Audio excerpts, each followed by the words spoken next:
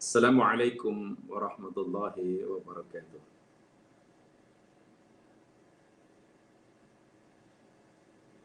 Alhamdulillahi rabbil alamin. Wa bihi nasta'inu ala umurid dunya waddin. Salatu wassalamu ala ashrafil anbiya wal mursalin. Nabiyina Rasulina Muhammad al-mab'uth rahmatan lil alamin.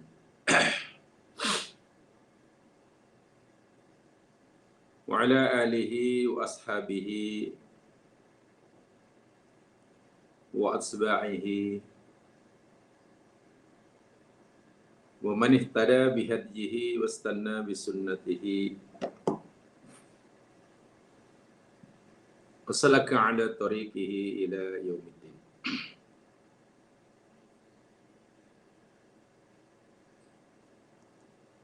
Allahumma salli ala Muhammad. Assalamu alayka ya Rasulullah. Assalamu alayka ya Nabi Allah.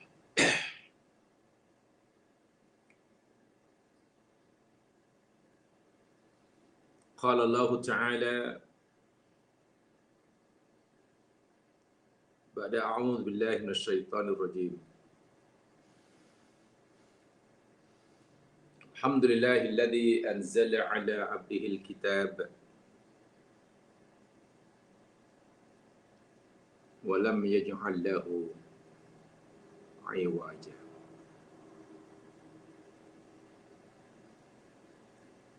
Segala puji bagi Allah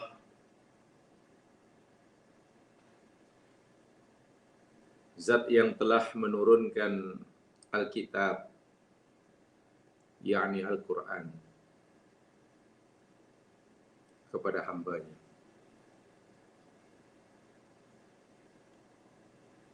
Dan dia tidak menjadikan baginya sesuatu yang tidak lurus.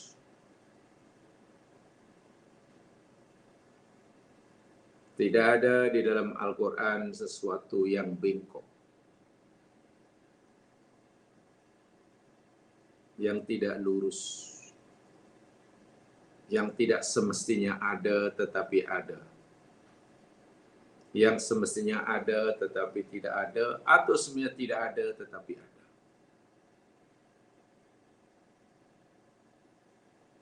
Kebenaran Al-Quran dijamin oleh Zat yang menurunkannya. Keaslian Al-Quran dipelihara oleh Zat yang empunya. Keadilan peraturannya, hukum hakamnya, kejituan perhabarannya, tidak ada satu pun yang boleh kita ragui. La raiba fi.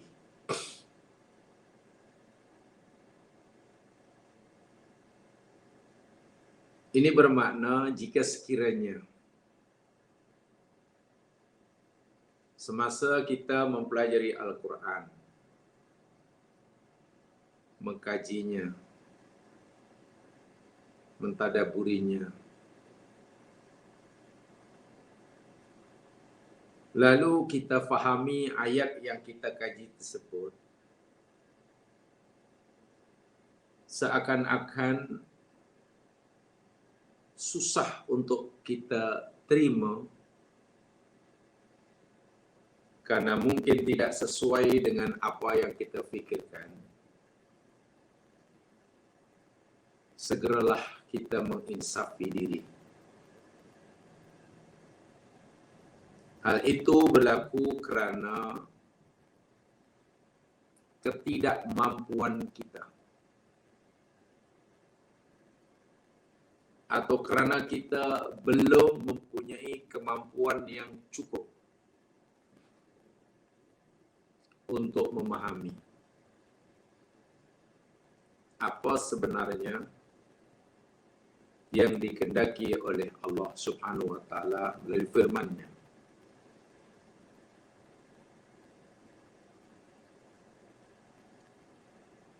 Kebiasaan seperti ini perlu dilakukan sentiasa agar kita dalam usaha kita memahami Al-Quran tidak terperangkap, tidak terjebak dengan kesilapan kita sendiri,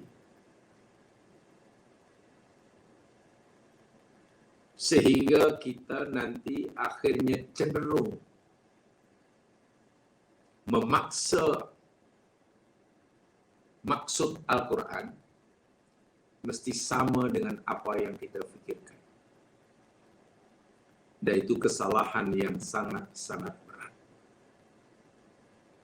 Sebaliknya berusahalah kita untuk menyesuaikan pemikiran kita, kefahaman kita dengan apa yang dikehendaki oleh Al-Quran. Dengan cara menundukkan hawa nafsu kita, dengan cara mengakui kelemahan diri kita,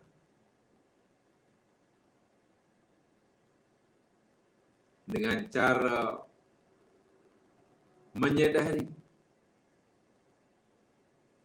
betapa sedikitnya ilmu yang Allah telah berikan pada kita,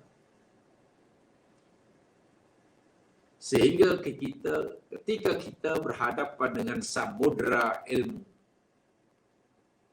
yang sangat luas dan dalam yang terkandung di dalam ayat Al-Quran, kita belum mampu sepenuhnya memahaminya. Saat itu, dengan penuh kesedaran menyadari akan kekurangan diri, kejahilan diri,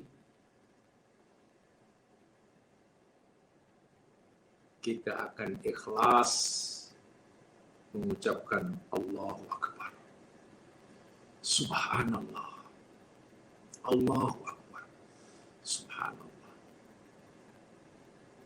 Kita kagum kepada kandungan Al-Quran mungkin bukan karena kita telah memahaminya, justru karena kita belum dapat mengertinya.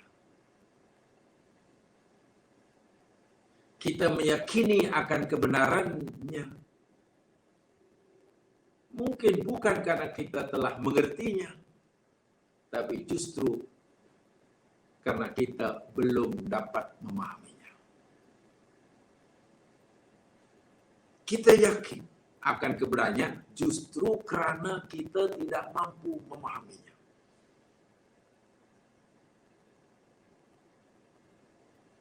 Satu bentuk kesedaran diri betapa terbatasnya kemampuan kita memahami lautan makna yang sangat dalam dan luas yang ada dalam Al-Quran. Coba kita renungkan. Allah Subhanahu wa taala yang mempunyai Al-Quran, firman Dia diturunkan kepada kita oleh Muhammad SAW, memberitahu kita, "Lau kana al-bahru midada li kalimati rabbi, la nafida al-bahru qabla an tanfada kalimatu rabbi, walau ji'na bimithlihi madada." Kalaulah seandainya air lautan 7 samudera di muka bumi kamu jadikan untuk menulis, merekodkan kalimat Tuhan, kita jadikan dakwat untuk menulis kalimat Tuhan. kering itu air laut. Sementara samudra, rahsia, makna ayat Tuhanmu belum habis. Jika Allah berfirman seperti itu, lalu apa yang kita, sikap apa yang perlu kita ambil? Jangan dimaksudkan bahawa kalimat Allah yang bila kita menulisnya menghabiskan seluruh air laut, bahkan ditambah lagi air laut habis, kalimat Allah habis itu maknanya untuk menulis Al-Quran daripada Bismillahirrahmanirrahim, Alhamdulillah. Ya, kalau itu mungkin hanya menghabiskan beberapa mililiter dakwat saja. Mungkin kalimat tentulah kandungan maknanya. Apa yang Allah kehendaki melalui firman-Nya sangat luas dan sangat dalam. Sengaja saya sampaikan ini jemaah sekalian kepada di majlis ini pagi hari ini, agar setiap kali kita membaca, merenungi, mentadabur Al-Quran, yang kita dapat pahami sebenarnya masih terlalu sedikit daripada apa yang dimaksudkan oleh Allah. Saya punya keyakinan seperti itu, terlalu sedikit. Tidak mungkin kita mampu menghabiskan, mengetahui daripada alif hingga ya 100% sebagaimana yang Allah ketahui. Mungkin masih banyak sekali. Sehingga apa kesannya? Semakin lama kita mendalami Al-Quran, semakin banyak pengetahuan yang kita perolehi hasil kajian kita, justru semakin menyadarkan diri kita betapa banyaknya yang belum kita ketahui. Kata Imam Syafi'i rahimahullah, beliau pernah berkomentar, setiap kali aku membaca satu ayat Al-Quran, aku renungkan, aku dapatkan satu pengajaran penting. Lain kali aku baca ayat yang sama itu juga, aku renungkan lebih mendalam, aku dapat lagi pengajaran yang lain, yang berbeza dengan yang semalam. Aku kaji lagi, setiap aku kaji, dapat pengajaran yang baru, berbeza dengan yang telah aku peroleh sebelumnya. Akhirnya Imam Syafi'i berkata, demi Allah, walaupun Imam Syafi'i telah dapat banyak maklumat daripada satu-satu ayat, karena kesungguhnya mengkajinya berulang kali, dia kata, demi Allah, sungguh aku tidak tahu berapa banyak lagi yang aku belum tahu. Beliau mungkin untuk ukuran orang awam sudah tahu banyak tentang Al-Quran. Beliau sudah tahu banyak tentang kandungan Al-Quran. Tapi beliau berkata dengan jujur, sungguh aku tidak tahu berapa banyak lagi yang aku belum tahu.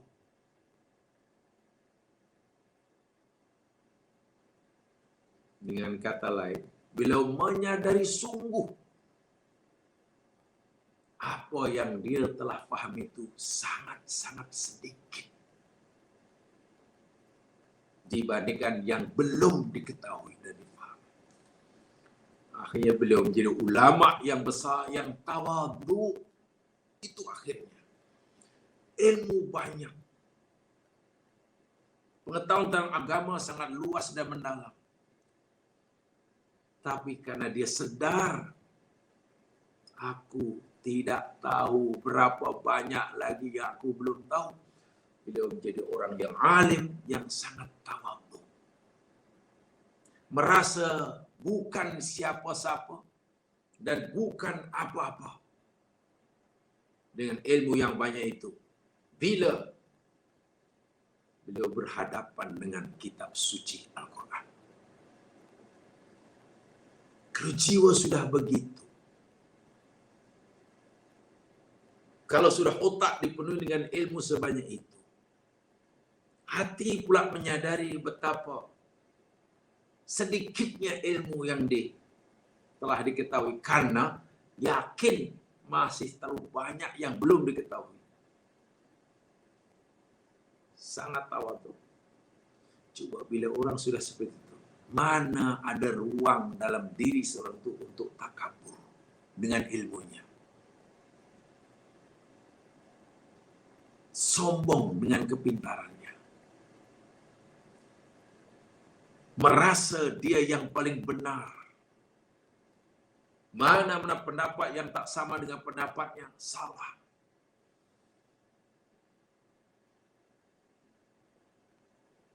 Sebab itu jangan heran jika orang sealim Muhammad bin Idris Asy-Syafi'i berkata, "Inna ra'yi shawabun yahtamilul khata." Sesungguhnya pendapatku, apa yang aku katakan berdasarkan ilmu yang aku telah ada, aku yakin benar belaka.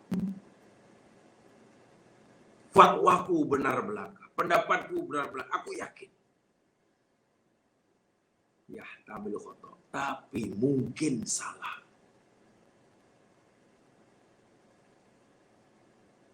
Wa inna ra'ya ghairi khata'un yahtamilu shawab. Dan pendapat orang lain yang tidak sama dengan pendapatku, berdasarkan ilmu, aku yakin ia salah. Tapi mungkin benar. Itu cerminan daripada ketawadukan. Sifat tawaduk seorang yang sangat alim. Walha, kalau untuk ukuran kita, orang sealim Imam Syafi'i, kenapa tak kata sesungguhnya pendapatku sungguhnya betul, yang tak sama dengan aku salah? Semua pendapat adalah salah selagi belum dapat endorse daripada aku. Kenapa tak kata begitu? Allahu Akbar. Karena di awal-awal lagi dia menyadari samudra ilmu, lautan ilmu yang terkandung dalam kitab suci. Rupanya terlalu sedikit ilmuku. Allah mencabar aku. Kalau aku nak merekodkannya, semua yang ada dalam Al-Quran ini, maklumat Al-Quran, merekodkan dengan menjadikan air sebagai dakwat, kering itu air laut. Nah, sikap seperti mesti ada dalam diri kita sebagai penuntut dan pecinta Al-Quran. Wajib ada.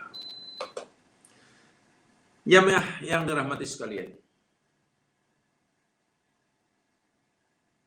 seorang ini sengaja saya sampaikan, ya, untuk panduan saya khasnya. Alhamdulillah kalau Yamah jadikan panduan. Mari kita teruskan si tadabbur kita surah Hud. Dan minggu lepas kita telah belajar sama, telah dijelaskan sama sebagian tafsir daripada ayat yang ke-48. Ya. Minggu lepas kita telah pelajari ayat yang ke-48. Ada beberapa perkara yang perlu saya tambahkan. Penjelasan tentang ayat 48 yang perlu saya sampaikan. Kita perhatikan ya, di dalam ayat yang ke-48 ini Allah perintahkan kepada Nuh agar segera turun daripada bahtera selepas berpuluh-puluh hari mengarungi taufan, banjir besar. Dah tiba masa air pun sudah surut, Allah perintahkan Nabi Nuh, ihbit bisalamin minna wa barakatin alaika. Ini yang ingin saya tambahkan penjelasannya. Nuh, turunlah dengan keselamatan daripada kami dan keberkatan yang akan kami limpahkan ke atas engkau. Dan juga kepada orang-orang umat yang bersama engkau. Jamaah yang dirahmati Allah sekalian. Yang ini saya sampaikan sini yang pertama yakni kalimah ibih bisalamin minna itu. Perintah Allah kepada Nabi Nuh agar Nabi Nuh keluar atau turun daripada bahtera bisalamin minna dengan selamat. Ini memberikan kesan dalam hati Nabi Nuh, zala anhu dhalikal khawf. Perintah Allah turunlah dengan keselamatan daripada kami. Maka kami akan menjamin keselamatanmu, wahai Nuh. Bermakna Nabi Nuh akan dihilangkan oleh rasa takut, rasa cemas, rasa khawatir. Wajarlah kalau selepas berpuluh-puluh hari berada di kapal, mengarungi taufan yang sangat dalam dan luas. Kapal pula tersadai di atas bukit setelah banjir besar, banjir itu surut. Apalah jangka berlakunya, macam mana nasib selepas ini? Boleh hidup senang ke? Pastilah kekhawatiran itu ada. Walaupun baru terlepas daripada hilang rasa khawatir karena terselamat daripada tenggelam. Tapi turun daripada kapal pergi kampung halaman, tentu ada kecemasan. Allah bagi tahu, jangan takut. Kamu tidak perlu khawatir, tidak perlu cemas. Karena aku akan jamin keselamatan. Keselamatanku aku limpahkan kepada. Dzalika yadullu ala husulis salamah minal afat. Benar-benar akan mendapatkan, memperoleh keselamatan jasmani dan rohani daripada segala bencana dan kesusahan hidup. Wala yakunu dzalika illa ma'al amni wa sa'ati rizq. Dan untuk mendapatkan keselamatan, kesejahteraan hidup, ya tidak mungkinlah kecuali karena ada keselamatan dan juga jaminan rezeki. Bumi telah lama diberi air, jemaah sekalian, mana ada tumbuh-tumbuhan. Kalau waktu itu ketika sebelum banjir menyimpan bahan makanan pun, sekarang makanan itu kat mana? Ya, dilanda banjir. Kalau masih ada binatang yang tak sempat dibawa, entah mati, kemana?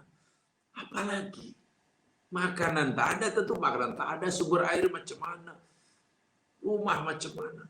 Tapi Allah kata, tidak, kamu akan selamat. Kamu akan rasa aman. Karena apa? Apa yang kamu perlukan selepas kamu nanti turun dari kapal ini, aku dah sediakan.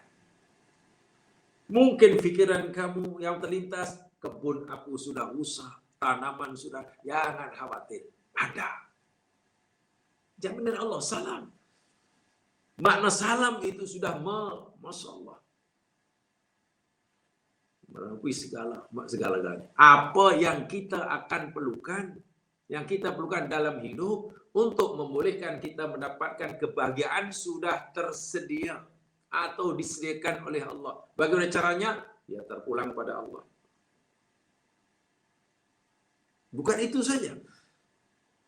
Selepas keselamatan, kesejahteraan hidup terjamin, bila nanti Nabi Nuh turun daripada kapal, Allah Ta'ala adafahu bi'an wa'adahu bil barakah.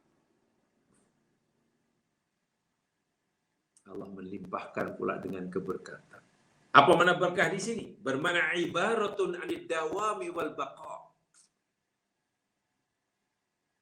Kalimah al-barakah ini memberikan ibarat maksud bahwasanya keselamatan, keselesaan, kesejahteraan hidup itu akan dijamin oleh Allah berkekalan. Mana dalam jangka yang masalah. Barakah itu karena ziyadatul khair wa numuwuhu. Kebaikan yang bertambah-tambah dan berkembang. Itu barakah. Jadi kalau hari ini katalah cukup makan. Ada makanan cukup makan. Adakah esok masih ada? Ada. Karena akan bertambah-tambah. Kesenangan hidup akan bertambah-tambah. Hari pertama turun daripada kapal, kemudian pergi kampung halaman. Rasa bahagia, tentram, aman, selamat sudah dirasai. Walaupun mungkin tengok kanan kiri, barangkali lah. Masih ada genangan air di sana, genangan air di sini, pokok belum tumbuh. Macam mana pula minggu depan? Bagaimana tahun depan? Barokah akan bertambah-tambah. Masya Allah. Jadi, dengan kalimat barokatin alaina, bermakna kesejahteraan hidup selepas itu akan bertambah-tambah. Dawam wal baqa wat tabat, tetap nailul amal, apa yang diharapkan nanti akan berjaya, diperolehi, didapatkan, dan lain sebagainya, dan lain sebagainya. Itu jaminan Allah. Jadi ada dua jaminan yang diberikan oleh Allah, yang diangkat oleh Allah kepada Nabi Nuh. Satu, salam. Dua, barokah. Satu, salam. Kedua, barokah. Ya mas sekalian, makna yang lain, ini yang mungkin lebih dalam sedikit. Wa fit tahqiq,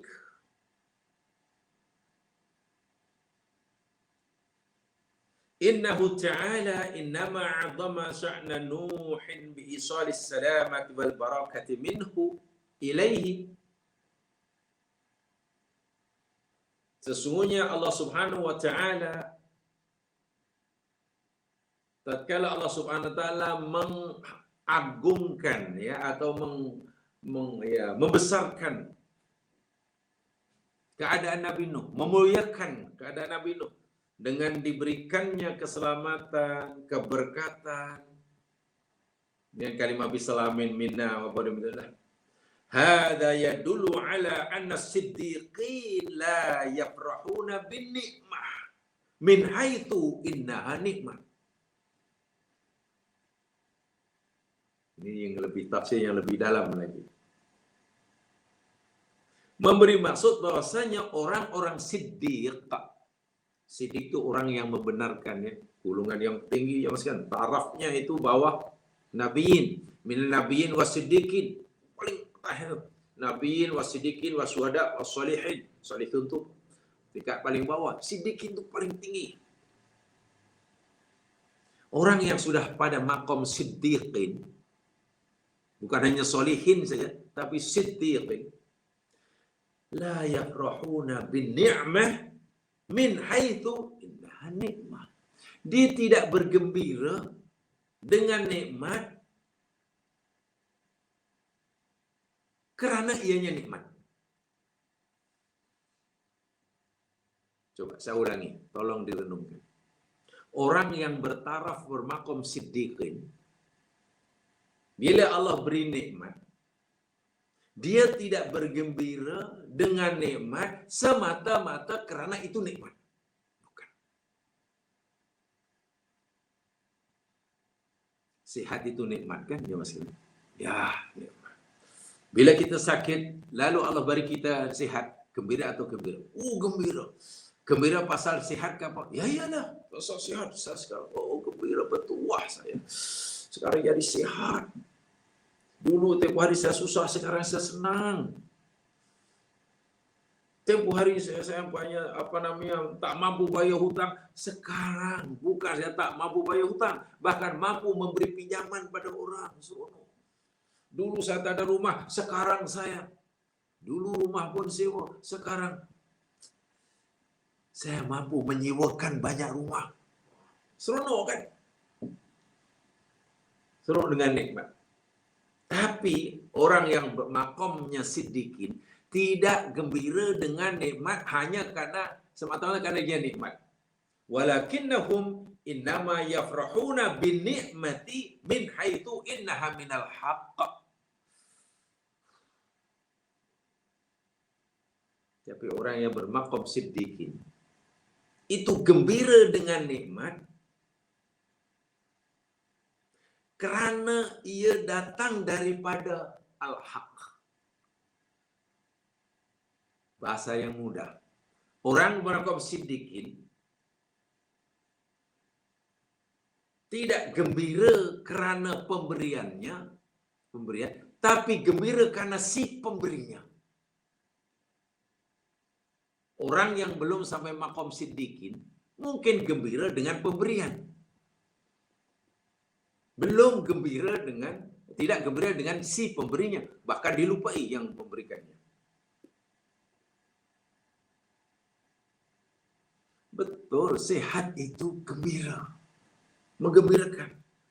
Tapi orang siddiqin lebih menggembirakan jiwanya bukan karena kesehatan yang diterima, tapi gembirakannya yang memberinya itu. Allahu Akbar, Allah yang maha besar. Bahasa kita lah. Bahasa kita. Bersedia mencemar duli, memberikan kesehatan pada aku. Siapa diri aku? Diri aku ini terlalu kerdil, terlalu lemah. Masih banyak perintah yang belum aku lakukan. Masih banyak larangan yang belum aku tinggal. Seringkali aku ini melupainya. Tapi dia rupa-rupanya maha pengasih, maha penyayang. Melihat si pemberinya itu, jamaah sekalian, pemberiannya tiba-tiba menjadi terasa kecil. Sehingga jika sekiranya orang siddiqin ini disuruh memilih satu di antara dua, katalah Allah suruh pilih dia, wahai hambaku yang siddiqin, ini jika sekiranya ya andai kata Allah kata, wahai hambaku yang siddiqin, pilih satu di antara dua. Kamu lebih mencintai pemberian aku, atau kamu lebih mencintai aku yang sebagai pemberinya? Siddiqin tanpa berfikir panjang, ya Allah, engkau yang lebih aku cintai daripada pemberianmu. Maknanya hambamu rela tidak mendapatkan pemberianmu asal hambamu masih punya dan memiliki engkau.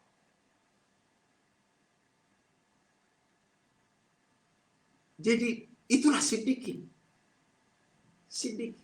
Tapi kalau orang masih mencintai pemberian melebihi daripada yang memberinya, wah, itu belum siddiqin. Lebih teruk lagi jika ia mencintai si pemberiannya, lupa siapa yang memberi. Baginya pemberiannya itu sangat berharga.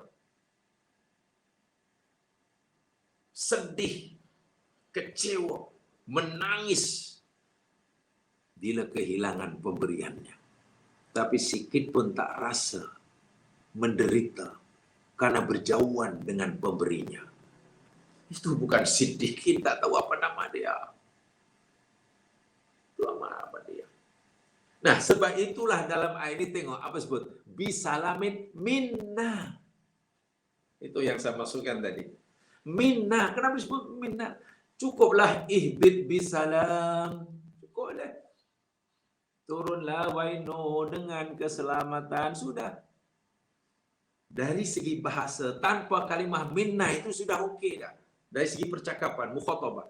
Tapi kenapa Allah tambahkan minna dari kami? Ini pengajaran yang luar biasa. Apalagi ia seorang nabi, bukan hanya seorang siddiqin. Ia nabiin. Pastilah Allah. Cinta ya kepada Allah makin bertambah-tambah. Bukan kita tidak suka selamat, suka. Bukan kita tidak mau menerima kesehatan, mau. Tapi kita tentu sepatutnya jiwa kita lebih tenang, lebih puas, lebih bergembira bila sentiasa dapat berdekatan dengan si pemberinya. Walakinnahum innama yafrahuna binikmah min haitsu innaha minal haqq. Tapi ia bergembira dengan nikmat karena ia datang daripada Allah. Itu makna pertama. Makna kedua, kita dapat sesuap nasi. Sesuap nasi. Makan kenyang. Bapa, oh hari ini saya dapat 10 ringgit. Cukup untuk makan? Alhamdulillah, cukup. Cukup untuk makan. Makan, minum, cukup 10 ringgit. Kenyang. Alhamdulillah. Dari mana kamu dapat 10 ringgit itu? Oh, saya tadi bekerja. Bekerja, sudah itu berpeluh-peluh, lalu orang tu bagi saya 10 ringgit. Alhamdulillah. Maknanya halal, kita tanya Islam. Baik Islam, 10 ringgit yang aku terima hari ini halal atau tidak menurut kamu, wahai Islam? Islam kata halal, halal, halal. Maknanya Allah ridha aku, ridha. Sebab yang kamu dapat itu halal. Tenang hatinya tu jemaah, walaupun 10 ringgit karena ia datang daripada Allah, halal maksud saya. Halal jadi datang benar. Lain hari bukan dapat 10 ringgit. Dapat 1000 ringgit. 1000, dapat 10.000 satu hari. Malangnya 10.000 tu menang nombor ekor. 10.000 dapat dari mana? Menang nombor ekor. 10.000. Beli RM1 dapat 10.000. Biasanya orang mungkin lebih gembira dapat 10.000 daripada 10 ringgit. Betul? Sifat manusia. Tapi orang siddiqin nangis dapat kalau dia dapat 10.000. Kenapa? Ia bukan datang daripada Allah dalam arti kata ia haram. 10 itu haram. Bukan bersumber daripada yang hak, tapi daripada yang batil. Bukan membuat hatinya gembira, kalaupun menangis. Yang tadi dapat 10 ringgit saja. Gembiranya luar biasa. Berbunga-bunga jiwa. Kenapa? Walaupun 10 ringgit itu datang daripada al-haq. Mampu kita punya sikap seperti itu. Ini makna min, rahsia minna. Ini saya nak sampaikan kalimah minna itulah. Bisalamin minna. Kenapa ada minna? Kesan daripada kami. Ini mempunyai makna yang sangat dalam sekali. Biasanya kan begitu. Uang Allah penting. Lah awak buat apa? Kalau awak buat macam tu sampai bila-bila awak tak senang. Kais pagi makan pancam bila nak senang? Ya tak apalah, tak senang tak apalah. Tapi saya rindu yang saya dapat ni minal haq. Halal, kerana minal haq. Tenang hati saya. Tak banyak bebanan. Kerana dia faham. Dia berhak. Yang awak dapat tu minal batil. Macam mana orang bergembira dengan batil? Macam mana jiwanya boleh tenang? Sedangkan ia dapat dari sumber yang batil. Maknanya bukan daripada Allah dalam pengertian dalam ridha Allah. Tapi kan begitu. Biasanya yang berlaku dalam kehidupan manusia. Minta maaf. Termasuk kehidupan orang mukmin. Yang penting dapat banyak. Asal banyak menggembirakan. Jika ia sedikit, masih menyedihkan. Belum puas hati. Dia tidak fikir dari mana datangnya, dari siapa yang berikannya. Sebab itu Allah kata, bisalamin minna. Minna disebut tu. Faham ya? Inilah. Maksud saya yang perlu kita hayati. Jadi ini bukan hanya, saya ulangi sekali, ini bukan hanya kisah cerita Nabi Nuh, kapal selamat di Tufan, bukan. Setiap kalimat itu mempunyai pengajaran yang sangat dalam. Wa fit tahqiqi yakunu farahuhum bil haqqi wa tulil haqqi wa tajuhum ilal haqqi. Yang membuat Nabi Nuh atau orang-orang yang sedikit, kegembiraan mereka itu yakni kerana kebenaran, karena mencarinya daripada untuk kebenaran dan mengharapkannya kepada yang benar. Wa hadza maqamun sarifun. Kalau kita punya hati seperti itu,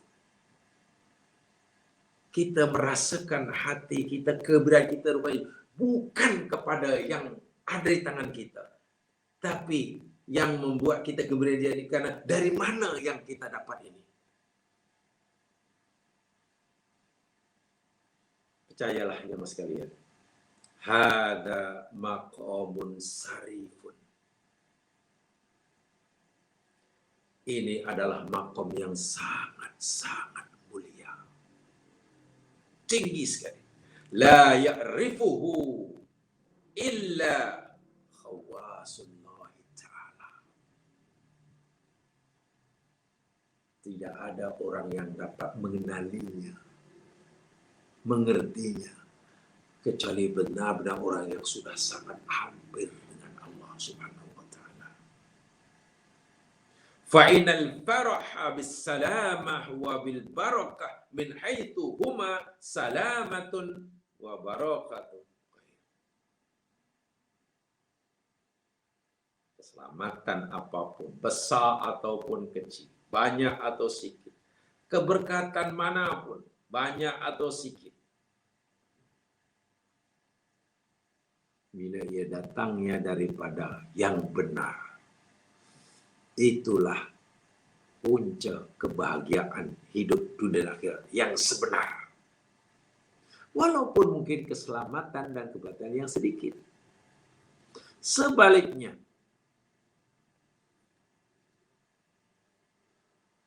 bila yang didapat itu banyak sekalipun, bahkan di luar jangkaannya, tak terlintas dalam fikirannya, tapi bila ia datang bukan daripada yang benar, minal batil, sepatutnya kita tidak boleh bergembira. Kalau perlu kita menangis sepanjang malam. Kenapa dapat ini? Ini bukan hak saya. Ini bukan hak saya, ini hak orang lain. Saya takut ini kenapa. Sepatutnya. Bukan malah sujud syukur. Apa saja jemaah sekalian. Sama ada harta benda ke, kejadian hidup ke, kekuasaan ke. Ini penting sekali. Kekuasaan ke. Kalau kekuasaan itu diperoleh dengan cara yang benar, syukurlah. Walaupun mungkin tidak sebesar mana Kekuasaan itu tidak semata hanya ketua ketua kampung aja katalah. Ya ketua kampung, tapi dipenuhi dengan cara yang lurus, yang benar, syukurlah. Karena yang membuat kita gembira yakni datang daripada yang hak. Tapi sebesar manapun kekuasaan, bila ia bersumber daripada yang cara yang salah, tak sepatutnya kita gembira. Ini panduan Al-Quran dengan bahasa yang ringkas saja. Salamun minna, daripada kami. Maknanya kamu berhak bergembira, berhak merasa aman, merasa tentram. Karena aku berikan salam itu daripada aku yang beri, wahai halal, sah, hak. Jika nanti kamu katalah satu hari hanya makan sekali karena tanahnya masih berlumpur, banjir, ya sudahlah, gembiralah. Tenangkan jiwamu, karena itu daripada kami. Halal, Apalagi aku beri jaminan, hari ini kamu makan sekali atau 2 hari sekali. Lain kali nanti 2 hari, 2 kali 1 hari. Barokat bertambah-tambah. Subhanallah. Jadi, wal farahu bis salamati wal barakah min haitsu innahuma bil haqqi wal awal nasibun amatul haqqi wa thani nasibul muqarrabin.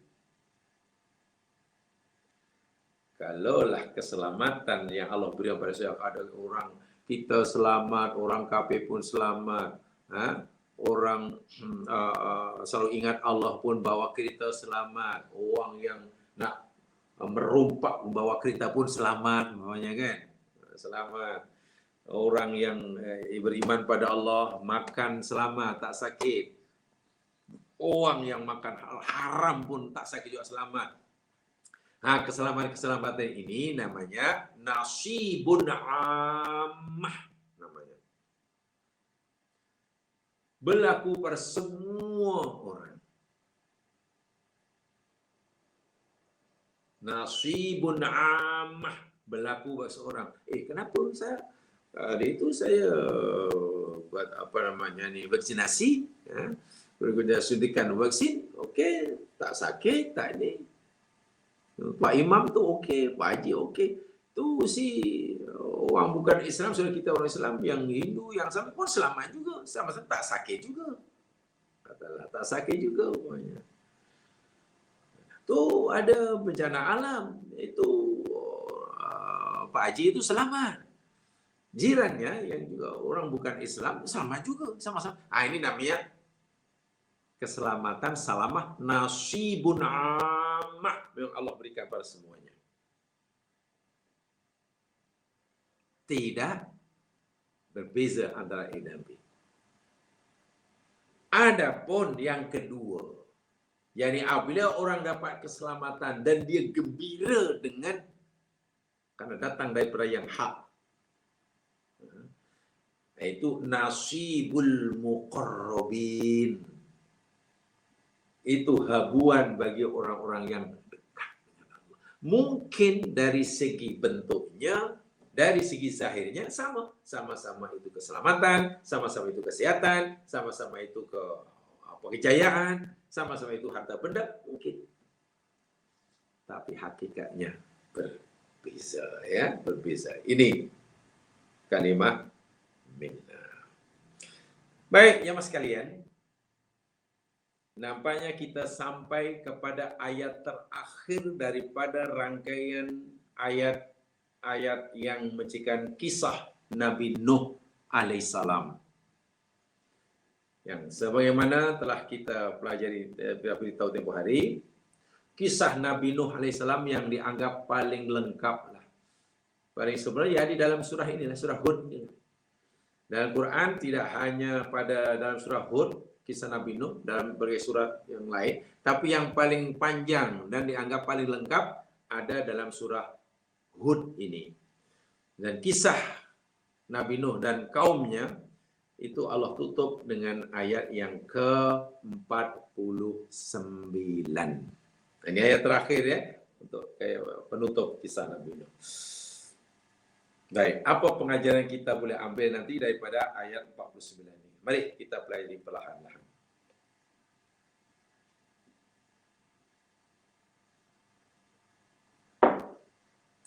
A'udzu billahi minasy syaithanir rajim. Tilka min anba'il ghaibi nuhiha ilaik. Ma kunta ta'lamuha anta wa la qaumuka min qabli hadha fasbir innal 'aqibata lil muttaqin.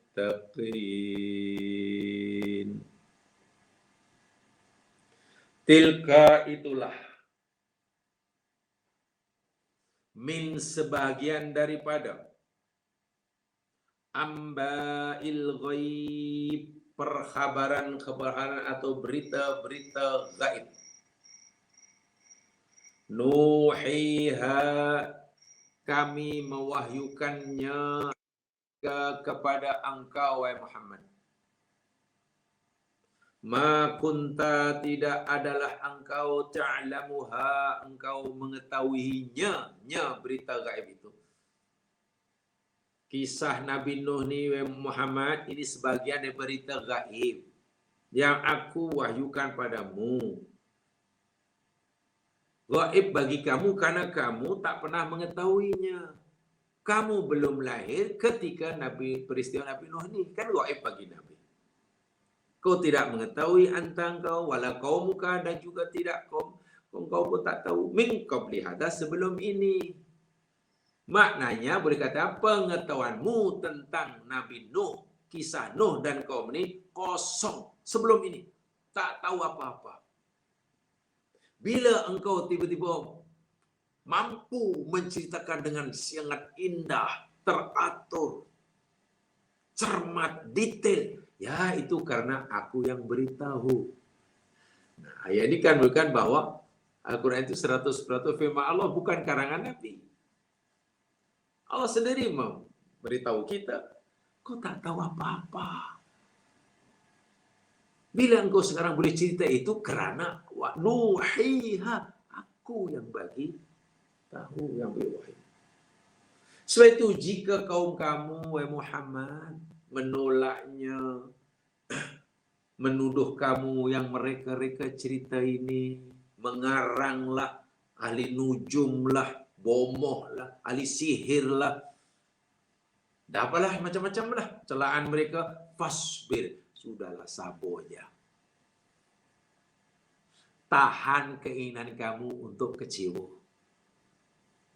Tahan keinginan kamu untuk marah. Boleh jadi kamu akan marah. Karena dituduh bohong, dituduh gila. Boleh jadi. Sebagai manusia, engkau wahai Muhammad mungkin ada keinginan untuk marah. Bila ada keinginan untuk marah, tahan keinginan tersebut. Bila ada keinginan untuk kecewa, tahan keinginan untuk kecewa. Nah, kemampuan menahan keinginan nafsu yang tidak baik itu namanya sabar. Sabrun. Sabrun, sabaro itu maknanya sama dengan amsaka. Amsaka itu maknanya menahan. Jadi sabar itu maknanya menahan. Apa menahan apa? Menahan daripada keinginan-keinginan nafsu yang tidak baik. Jadi orang sabar bukan orang yang tak mampu marah. Mampu. Ada kemampuan untuk marah. Tapi setiap kali ada keinginan untuk marah dalam perkara-perkara yang tak sepatutnya marah, ditahan kemampuan keinginan marah itu namanya sabar. Kalau orang sabar, orang sabar ini orang yang tak mampu marah, tak mampu kecewa, tak mampu sedih. Itu bukan orang sabar. Itu bukan orang sabar. Orang sabar ya orang yang tak ada kemampuan, tak mampu marah, tak mampu sedih, tak mampu bersuatu, tak ada para suka, tak minta maaf. Itu bukan orang sabar. Tapi apa namanya ya? Ya minta maaf itu kalau istilah saya itu robot namanya. Itu robot. Marah itu perlu. Al-quwah al-ghadabiyah itu mustahab. Hanya kepada siapa, bila, bagaimana kita melampiaskan marah, itulah yang ada peraturannya. Bila agama dihina, Allah dimusuhi, Islam terancam, ya kita mestilah gunakan kuah ghadabiyah. Kita mesti marah, boleh marah. Bagaimana caranya? Pertahankan agama itu dengan cara apa sekalipun. Pengorbanan sebesar apapun. Dan itu orang yang sabar. Kalau sabar bermakna orang yang tak ada kemampuan marah, ya jadi robot lah. Maksudnya bila ada keinginan nak marah, tapi dalam perkara yang tak sepatutnya marah. Alah, tak kalah benda macam itu pun awak mengamuk. Ya. Benda kecil aja takkan awak mengamuk. Sabarlah. Itulah. Itu bagus. Saya ada keinginan untuk miliki itu. Ya sih, boleh punya keinginan. Kenapa? Saya perlu barang itulah. Baju itu perlu sebab anak saya dah lama tak ada baju. Kasut sekolah pun tak ada, jadi saya kena belikan. Ya, belilah. Saya nak beli itu. Mampu beli? Mampu. Ada keinginan untuk beli? Ada. Ada keperluan? Ada. Belilah. Kan ada keinginan untuk memiliki, keinginan untuk belanja. Ada. Sila. Takkan itu, awak kena sabar, awak kena tahan keinginan untuk berbelanja. Itu nama sabar. Tak kena tempat. Tapi kalau ada barang, saya ingin itu, cantik. Cantik, saya suka. Betul awak suka? Betul. Awak mampu membelinya? Mampu. Bukan mahal sangat, RM990 aja. Saya mampu beli. Awak memerlukannya ke? Perlu tidaklah. Memang saya tak perlukan lah benda tu, tapi saya nak. Saya suka. Jadi awak beli pasal awak suka? Iya. Pasal awak nak? Iya. Bukan pasal awak perlu? Iya. Memang saya tak perlu. Tapi nak. Nah, saya itu tahanlah keinginan itu. Itu namanya sabar. Menahan keinginan yang tak baik, yang tak perlu. Nabi nasihat oleh Allah Muhammad. Penentangan, pembustaan, pemusuhan, ucapan kaum kamu terhadap kamu, tuduhannya macam-macam lah. Dituduh gila lah, sudahlah. Mungkin kamu ada keinginan untuk marah, untuk membalas, untuk sedih. Tahan, fasbir. Karena apa? Allah bagi jaminan. Innal aqibata, sesungguhnya akibat kesenangan, kebaikan. Nanti akhirnya siapa yang akan berjaya? Tunggu masanya siapa yang akan beruntung? Keberuntungan, kejayaan itu lil muttaqin, bagi orang yang bertakwa. Bertakwa itu erat sekali kaitannya dengan sabar ya. Mungkin telah kita pelajari apa ya? Oh iya, kita pelajari dalam Hakikatul Hayat ya. Tolong menunjuk semula ke sana. Baik, ini ayat penutup bagi kisah Nabi Nuh. Allah tutup dengan firman-Nya, itulah sebagian berita-berita gaib, perkhabaran gaib yang kami wahyukan kepada engkau wahai Muhammad. Engkau tidak pernah mengetahuinya akan kisah Nabi Nuh ini. Dan juga kaum kau pun tak tahu sebelum ini. Jika sekarang tahu, kerana aku beritahu. Dan jika dengan sebab kamu menceritakan kisah umat-umat dahulu yang kamu sendiri sebenarnya tak pernah tahu karena tak hidup pada masa itu. Dan tahukan aku beritahu, kaum kamu semakin ingkar kepada kamu. Semakin buat tuduhan yang bukan-bukan kepada kamu. Sabar je lah. Sabarlah. Tunggulah nanti. bagaimana kesudahannya. Siapa yang beruntung, siapa yang rugi, siapa yang bahagia, siapa yang akan celaka. Keberuntungan, kejayaan, kebahagiaan, aku akan berikan khas bagi orang-orang yang bertakwa. Ya Mas sekalian, dari segi makna semua sudah paham. Saya gini penutup sudah. Nah, sekarang yang saya sampaikan ayat ini, maksudnya sudah paham kan sebagai penutup ayat ini? Yang ini sampai di aspek lain. Jadi dari aspek ijazul Quran. Saya ingin sampaikan ayat ini dari aspek yang lain, yakni aspek tentang ijazul Quran. Kemukjizatan Al-Quran. Kemukjizatan Al-Quran. Salah satu jenis mukjizat Al-Quran, salah satu dari jenis ijaz Al-Quran, namanya yakni Al-Ijazul Ghaibi. Al-Ijazul Ghaibiyu. Kemukjizatan Al-Quran yang berkaitan dengan perkara-perkara yang gaib. Perkara-perkara yang gaib. Dan termasuk perkara-perkara yang gaib, ijazah perkara gaib ini yang berkaitan dengan al-ghaibu zamaniyun. Keaiban dari aspek dari sudut masa atau waktu. Maksudnya apa? Peristiwa-peristiwa yang berlaku, yang telah berlaku sebelum kita yang kita belum lahir, itu termasuk mukjizat. Itu termasuk perkara gaib dari segi masa. Perkara-perkara kejadian yang akan berlaku nanti. Sekarang belum, tapi nanti akan berlaku dan sudah diceritakan pada kita dan berlaku sebenarnya diceritakan. Itu perkara-perkara yang gaib dari segi masa buat kita. Buat kita bagi Allah tak adalah yang gaib. Sebab Allah tidak dipengaruhi oleh masa silam ke, masa sekarang ke, masa akan datang, bagi Allah sama aja. Tidaklah bagi Allah dalam ilmu Allah tu kemudian ada oh ini sudah berlaku, oh ini belum, oh ini masih nanti lagi. Ini belum, tak tahu macam mana ceritanya nantilah, tak ada. Allah sudah mengetahui segala-galanya.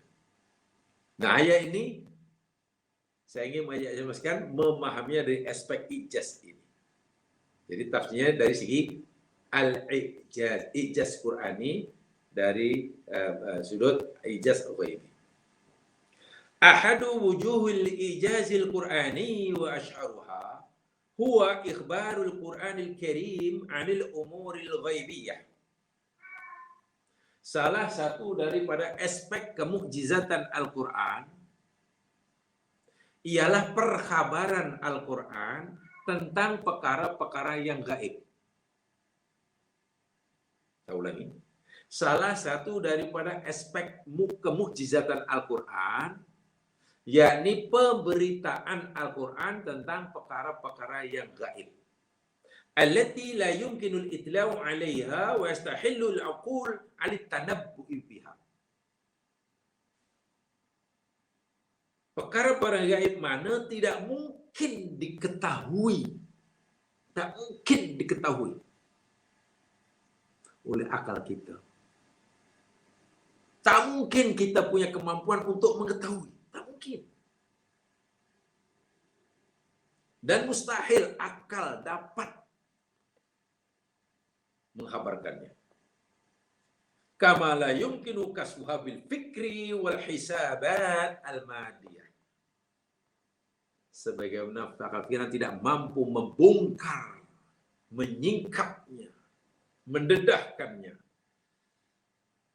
Demikian juga kajian-kajian saintifik tidak mungkin.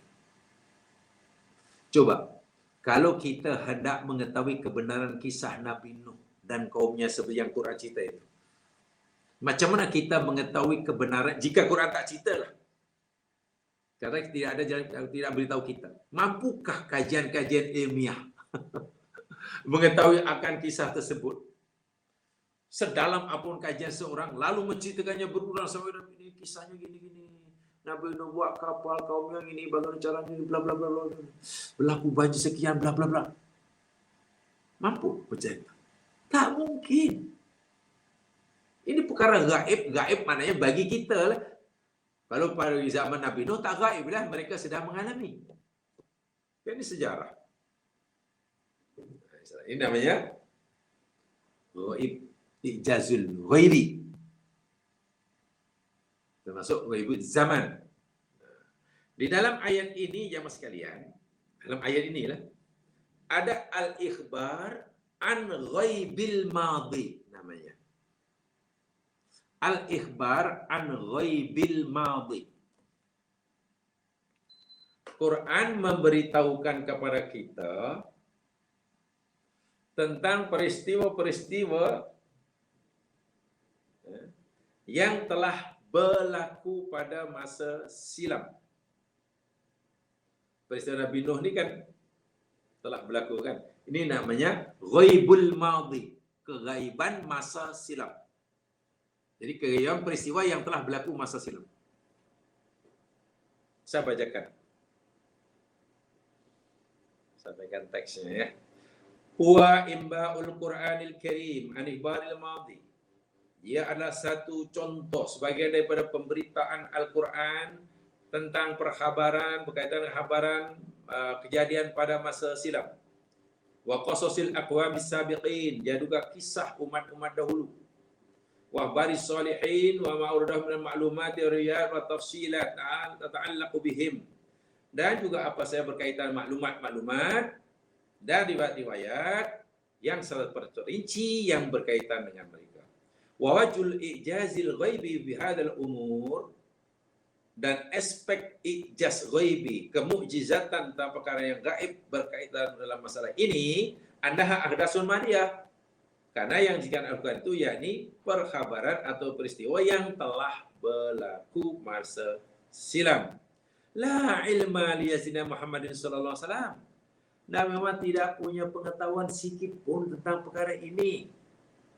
Nabi Muhammad tidak punya ilmu sikit pun tentang peristiwa Nabi Nuh. Kan Nabi belum lahir, gitu kan? Nabi tahu karena Allah beritahu. Kaumnya pun tak tahu. Wala sabila ala ma'rifah, dan memang tak ada jalan untuk mengetahui. Coba cara yang macam mana untuk kita mengetahui peristiwa yang telah berlaku kalau bukan diberitahu oleh Al-Quran? Tak tahu. Tak ada cara. Ila antarikil wahyi, kecuali melalui cara wahyu. Jadi ini bukti bahawa yang Syekh Nabi Muhammad ini adalah 100% wahyu. Bukan diberitahu. Coba kalau ada, oh tahu Nabi Muhammad dapat cerita pada orang lain. Orang lain itu siapa? Orang itu orang Yahudi. Apakah Yahudi tahu? Belum lahir. Ya pula. Oh Yahudi, kata atuknya. Apakah atuknya itu pernah menceritakan kejadian ini? Tak ada riwayat yang menyatakan kan. Satu-satunya cara yang menyatakan Nabi tahu karena tariqil wahyi, jalan wahyu. Alladhi yatanazzalu alaihi min indillahi ta'ala, yang Allah telah turunkan ke atas Nabi dari sisi Allah dengan firman-Nya, tilka min amba'il ghaibi nuhiya ila Muhammad. Inilah sebagian perhabaran orang dahulu gaib bagi kamu yang aku wahyukan. Kisah Fir'aun mati tenggelam. Apa yang diucap oleh Fir'aun sebelum mati? Coba, siapa yang tahu bahawa Fir'aun mengucapkan syahadah, mengakui kewujudan Tuhan, walaupun akhirnya ditolak oleh Allah karena beberapa sebab? Tak ada saksi. Apa ada saksi? Tak ada. Tenteranya sudah mati lebih dahulu. Iya pula. Adakah Nabi Musa ada di sisi Fir'aun sehingga mendengar ucapan itu? Juga tidak. Apa ada mungkin Fir'aun cerita? Ya, sebelum mati aku... Mana Fir'aun cerita? Fir'aun dah mati. Iya. Kalau itu benda yang gaib, yang tahu hanya Allah Subhanahu wa taala. Apa yang diucapkan oleh Firaun sebelum matinya, Allah yang tahu. So maknanya bagi kita gaib. Tiba-tiba Nabi Muhammad cerita dengan sangat indah bagaimana keadaan Firaun ketika mati lemas tu. Apa yang diucapkan oleh, bagaimana keadaannya? Oh, rupanya Firaun berkata, aman tu, aku beriman, annahu la ilaha illalladzi amana bi bani Israil wa ana minal muslimin. Lalu kita tanya, ya Muhammad, kata orang kafir, Muhammad, kau ni mereka-reka, mana kau tahu? Itu Firaun sudah lama lagi pula. Kau boleh tahu, dengar kan kau? Tak, aku tidak dengar. Kalau tak dengar macam mana kau boleh cerita? Kau ni ahli nujum. Bukan. Aku tahu karena diberitahu oleh yang maha tahu. Itu nama nuhiha. Itu buktinya sangat nyata. Nah sekarang, bila Nabi Muhammad sudah beritahu sebenarnya, coba, siapa hingga hari ini yang menafikan, termasuklah orang Yahudi, walaupun yang mendakwa pengikut Nabi Musa sekalipun, yang menafikan bahwa Fir'aun itu mati tenggelam. Tak ada yang menafikan. Bahkan Yahudi tak tahu pun yang jasad Fir'aun itu diselamatkan oleh Allah, dalam arti kata tidak reput, makan di ikan ke atau apa. Baru tahu setelah Quran beritahu, dan terbukti hari ini. Jadi kebenaran Al-Quran itu tak mampu dinafikan akhirnya. Hatta oleh yang mendustakannya. Contohnya, siapa yang ia sangat, berusaha membelanjakan wang ringgitnya, menggunakan tenaganya, kepakarannya, waktunya untuk mencari jasad Fir'aun. Coba siapa?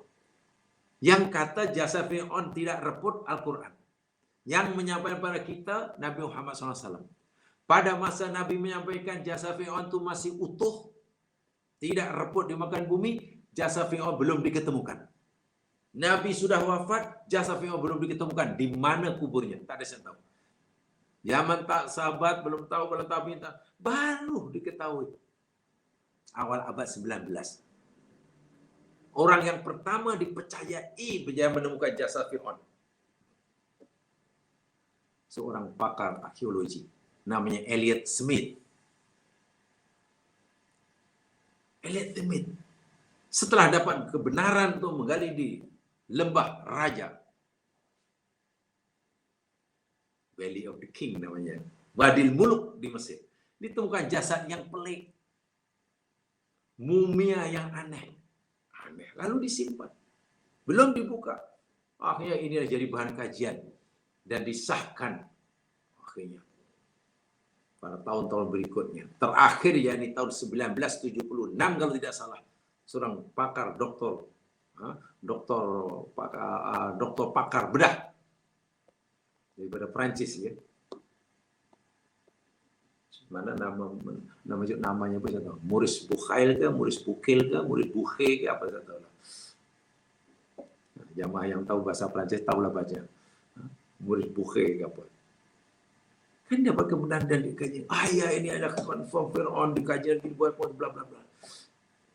Pertanyaan saya, yang bagi tahu kita, yang beritahu kita bahwa jasad Fir'aun tidak reput, itu Quran, Injil, Zabur, Taurat. Yang memberitahu kita Nabi Muhammad, kan Quran. Nabi Muhammad tak tahu karena Nabi Muhammad belum lahir. Masa Nabi Muhammad masih hidup belum diketemukan. Benar atau tidaknya, ayat tadi, biar masa membuktikannya. Sahabat sudah percaya karena Nabi menyampaikan. Tahu siapa jemaah sekalian yang beria sangat untuk membenarkan kata Quran? Justru yang ia sangat membenarkan kata Quran, jadi orang yang tidak percaya Quran. Pelik tak? Orang yang lidahnya kata tak percaya Quran, dialah yang bermati-matian berusaha membuktikan kebenarannya. Elias Smith ini bukan orang mukmin. Penemu jasa Fir'aun yang pertama bukan sarjana muslim. Inilah yang saya mukjizat yang luar biasa. Mujizat yang lebih. Dan banyak lagi lah. Fir'aun lah, tentang kaum Lut, kisah-kisah dahulu ni. Zulkarnain coba. Betul kan Zulkarnain ini orang yang hebat, telah menguasai teknologi tinggi. Yang sekarang sedang menjadi teknologi dianggap paling tinggi lah. Teknologi apa namanya? Metalogi kan? Metalogi. Boleh menguasai, Allahu Akbar. Dari mana dapat logam besi sebanyak itu? Besi bukan macam pokok boleh tumbuh di bumi. Macam mana dia punya teknologi kemampuan menyalakan api bila boleh mencairkan tembaga. Itu luar biasa itu. Itu metodologi yang luar biasa. Dan ternyata terbukti. Allahu Akbar.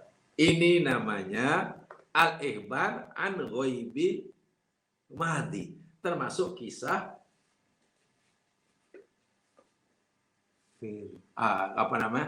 Nabi Nuh dan kaumnya.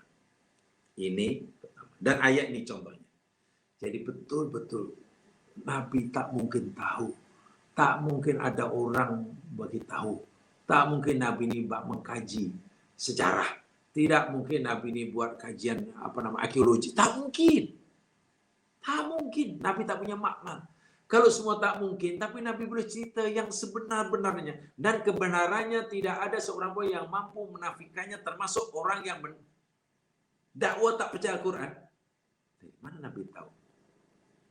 Pasti. Tidak ada jawaban lain.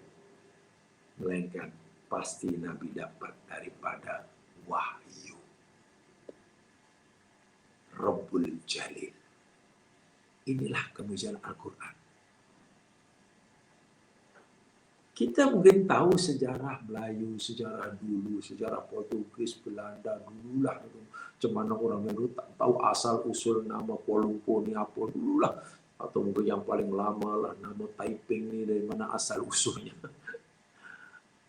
Nama Hang Tuah ke macam mana sejarahnya. Boleh macam pertanyaannya. Adakah sejarah yang sampai kepada kita tentang umat silam ini 100% sama dengan kejadian yang sebenarnya? Wallahu alam. Wallahu a'lam. Kisah Hang Tuah. Adakah yang kita fahami hari ini pada yang terjadi sejarah itu betul-betul sebagaimana yang terjadi pada masa itu? Mana tahu. Penulis sejarah itu bukan pelaku sejarah. Yang terlibat dalam pelaku sejarah itu tak sempat menceritakan. Lagi Quran bukan hanya cerita yang zahir, cerita tentang apa yang dalam hati seseorang. Allahu Akbar. Ini kalau kita ingin memahami salah satu aspek ilmu apa yang ijaz Quran ini. Dan Quran bukan hanya cerita tentang ijaz ikhbar an ghaibil madi saja. Quran juga cerita tentang ijaz ghaibi an zamanil hadir. Zaman hadir itu maknanya peristiwa yang berlaku pada masa sekarang atau masa-masa turunnya Al-Quran lah. Yang Nabi tak tahu. Nabi tak tahu. Gaib bagi Nabi. Walhal peristiwa itu berlaku pada zaman Nabi masih hidup. Tapi Nabi tak tahu. Yang tahu Allah, lalu Allah beritahu kepada Rasulullah SAW. Ada dalam Al-Quran. Ya, secara ringkasnya lah, karena ini bukan kajian ijaz. Contoh jamaah gali sendiri nanti. Pernah dengar ya mas sekalian di dalam surat At-Taubah ya, yang telah kita pelajari telah lalu, surah Taubah agak lama juga. Surah Taubah yang surah yang paling banyak menceritakan sifat-sifat orang munafik kan. Dan surah Taubah kan ada cerita tentang Masjid Dirar. Betul? Masjid Dirar. Masjid Dirar yakni masjid yang ditubuhkan oleh orang munafik. Tujuannya bukan kerana Allah, tapi tujuannya yakni ya untuk diror, untuk kufrun, untuk tafrikun, mecah belahkanlah, untuk irsodun. Ya, ni bukan kerana Allah, memusuhi Allah, namanya pengasasnya orang munafik. Siap lebih cantik dari Masjid Kuba. Ya, sebagai Nabi, ketua umat Islam. Dan munafik ini dari segi luar, orang Muslim buat masjid. Seronok Nabi, orang itu sanggup buat masjid, buat rumah di surga, duit sendiri pula tuh, tak minta derma ke sana sini. Orang munafik tak minta derma sana sini. Allahu Akbar, duit sendiri. Jadi perlu digalakkan ya, sampai kadang-kadang tak sepikir. Kami pada adalah bincang dengan kawan-kawan. Alhamdulillah saya itu sudah ya sedikit banyak lah telah dilakukan ikut kemampuan.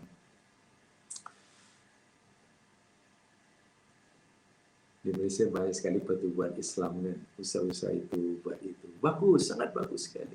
Usaha yang bagus, fastabiqul khairat kan, buat sekolah, buat pondok, buat tahfiz, buat itu macam-macam itu bagus. Tapi alangkah bagusnya, lebih baiknya jika sekali kita yang punya niat yang baik itu betul-betul kita berusaha sepenuh tenaga. Sehingga katalah kalau kita nak buat pondok atau sekolah tahfiz, ya betul-betul kita punya kemampuan yang mencukupi. Khasnya dari segi dana. Sehingga ikhtiar pertama berusaha untuk tidak kutip sana sini. Bukan tidak boleh kutip sana kutip sini. Pernah ya, ini saya pernah dahulu, agak lama lah.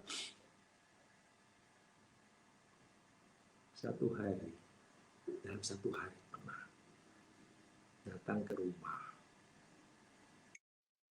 3 orang berlainan dan sudah niatnya sama. Cari bantuan, ikut kadar, ke alasannya jadi nak buat, nak tubuh. Macamnya bagus tuh. Tapi kalau begini caranya, semuanya. Jadi agak dari sini akhirnya tidak perlu lah ya. Dari rupanya perlu ada orang koprat yang rajin bekerja, rajin. Jadi Allah bagi bakat mereka rajin bekerja, cari duit dan mukmin yang halal. Sebab nanti akhirnya mereka kita perlukan. Kan kita perlukan, bila itu kan akhirnya kita perlukan bantuan. Pernah berlaku di tempat kami tinggal. Ya ini sih pengajaran ya, saya tidak condemn, tidak ada niat sama sekali. Masya Allah, subhanallah. Ada ustaz tuh isi pengajian di surau. Ya bagus ya, kita beruntung, bertuah. Lepas maghrib kita boleh duduk di masjid rumah Allah, masjid yang diberkati dan ini belajar jamaah. Baguslah itu. Semangat yang datang, semangat. Yang tak baiknya itu dipilih, tapi tengok kita sudah dipilih oleh Allah. Kawan-kawan kita sekarang mungkin masih di office, masih belum habis kerjanya. Kawan kita mungkin masih di kedai, belum sempat. Kawan kita mungkin masih di jalan. Tengok belakang masih banyak orang lah. Kita bertuah tuan-tuan karena kita sudah dipilih bersama. Dari situ saya dah mulai tak sedap dengar tu. Yang lain pun ya mungkin yang iyalah kita bertuah, kawan kita tak join sama kelas lepas maghrib, masih di office, masih kerja. Sebab ada sedikit macam ada nuansa membanggakan diri karena kita telah di masjid dan ada kecenderungan untuk meremehkan orang yang masih bekerja tadi. Jadi suudzon. Bila mana masih di office tu mana mesti tak tahu lah. Sebab dia kata sekarang tengok masih di office tak tahu di mana sembahyang maghribnya. Bila dikaitkan tak tahu macam mana sembahyang maghribnya. Bukan itu suudzon. Mana kalau masih rajin di office mungkin tak solat maghrib. Allahu Akbar. Jadi mulai tak sedap saya. Lebih tak sedap hujung dia. Habis kelas, habis usrah tu. Dah masuk Isya, tuan-tuan dan puan sekalian. Ini kita sudah sini. Tapi sebelum kita akhiri usrah kita malam ini, sedikit saya ingin sampaikan pada pengumuman. Kami datang ini sebetulnya membawa Ini kami mau satu proposal ini, macam ini. Jadi kami sedang nak buat satu apalah bangunan bla bla. Jadi siapa yang berkemampuan, kesempatan, silalah beri derma, sedekah, ini. Karena sebagai amal jariah, amal jariah. Minta bantuan kepada yang tadi, yang jamaah ini. Jadi ya mari ke masjid mana bawa duit, ya ada yang bawa, ada yang tak bawa lah. Banyaknya tak bawa duit lah, mari ke masjid. Jadi saya dipanggil oleh jamaah yang kenal baiklah jiran lah. Bingung dia. Kawan ini seorang usahawan. Usahawan. Walaupun ya bukan usahawan yang besar lah, tapi yang ada syarikat sendiri. Ustaz, saya minta maaf ya, bukan saya nak melawan, nak membangkang, tapi rasa pelik. Ustaz tadi macam mana cerita, mula-mula dia macam kutuk orang yang rajin bekerja, cari hantar benda. Dia kata kalau dia kerja banyak, tak dibawa mati pun. Bahkan dia memperhatikan di mana solat maghribnya. Saya orang sana dan saya solat kadang memang sempat di masjid, kadang di surau, kadang di office, kadang tak sempat, kadang staff. Macam kutuk kita, tapi ujungnya minta bantuan pada kita. Akhirnya minta bantuan pada kita juga. Jadi macam mana? Katanya cari duit tadi, tak perlu. Mati tak dibawa. Sekarang pula suruh sedekah, akan jadi amat. Jadi benda macam ini kadang tak sedar orang menyampaikannya. Gitu. Jadi tak boleh. Nabi Muhammad melihat sahabatnya, umat Islam buat masjid tentu seronok. Tapi Nabi tak tahu apa niatnya. Betul kan? Nabi dijemput untuk meresmikan, Nabi bersedia. Ya, kami akan datang, akan melihat masjid kamu. Tapi nampaknya sekarang tak boleh. Karena kami akan segera buat persiapan bertolak ke Tabuk. Itu kisahnya dalam surah Taubah ya. Jangan boleh baca surah Taubah kalau salah lepas ayat 100 lah, 107. Mulai pada 107 hingga 110 kalau tidak salah. Baca di situ. Kami nak pergi Tabuk, nanti balik daripada Tabuk, kami akan datang ke tempat kamu meresmikan masjid. Nabi janji itu. Sekembalinya dari Tabuk, Allah turunkan wahyu pada Muhammad melalui Jibril tentang kedudukan masjid yang dibuat oleh munafik itu. Muhammad jangan pergi maju-maju gini, bla bla. Diberi sifat dia. Ini diror, ini kufur, ini tafrin, ini isod. Robohkan saja. Kamu jangan pergi resmikan, tapi robohkan. Nabi arahkan saya untuk merobohkannya. Diratakan itu ya mas sekalian. Masjid dirubuh. Karena asas pembinaannya bukan untuk Allah, untuk memecah belahkan umat. Pertanyaannya, ketika orang itu buat masjid, dan Nabi disuruh masjid, Nabi tak tahu hakikatnya. Tengok, benda itu berlaku pada zaman Nabi, tapi Nabi tak tahu hakikat sebenarnya. Kan gaib namanya. Quran memberitahu benda yang gaib bagi Nabi. Ini namanya ikhbar. Ikhbarul ghaibi hadir. Quran memberitahukan pada Nabi satu kejadian yang sedang berlaku, yang Nabi tak tahu. Baru tahu setelah Allah beritahu. Betul. Nabi telanjur bersumpah karena ingin membahagiakan istrinya. Bersumpah demi Allah tidak akan lagi minum madu. Betul? Karena istrinya kata tak suka. Buat macam-macam dia. Oh ta'ala tak berakal. Demi Allah aku tak akan minum madu. Nabi haramkan madu atas dirinya. Nabi tak tahu sebenarnya apa niat istrinya, sebenarnya istrinya. Itu. Karena Nabi tak tahu, ya sudah. Tak apalah kalau itu. Demi Allah aku mulai hari ini aku tak akan minum madu. Aku haramkan madu atas dirinya. Perbuatan Nabi ini dinilai salah. Ijtihad Nabi ini salah oleh Allah. Allah turunkan surah At-Tahrim. Tengok. Surah At-Tahrim. Isi surah At-Tahrim itu kan memberitahu Muhammad, kenapa kamu mengharamkan benda yang aku halalkan? Semata-mata nak cari ridho istri kamu. Sedangkan istri kamu tu punya niat lain. Nabi tak tahu. Benda yang sedang berlaku Nabi tak tahu hakikatnya, itu namanya gaib khadir. Lalu Allah turunkan, Allah beritahu. Nah, ini mukjizat Al-Quran, mengkhabarkan sesuatu peristiwa yang sedang berlaku yang Nabi tidak tahu. Inilah namanya al-ijaz al-ghaibi tentang zaman. Dan juga zamanul istiqbal paling banyak. Quran menceritakan peristiwa yang akan berlaku yang Nabi tak tahu. Nah, itu banyak sekali. Kekalahan Rom, kemudian kemenangan Rom itu belum berlaku. Fathu Makkah, lagi alam kubur, alam barzakh akhirat, dan seterusnya.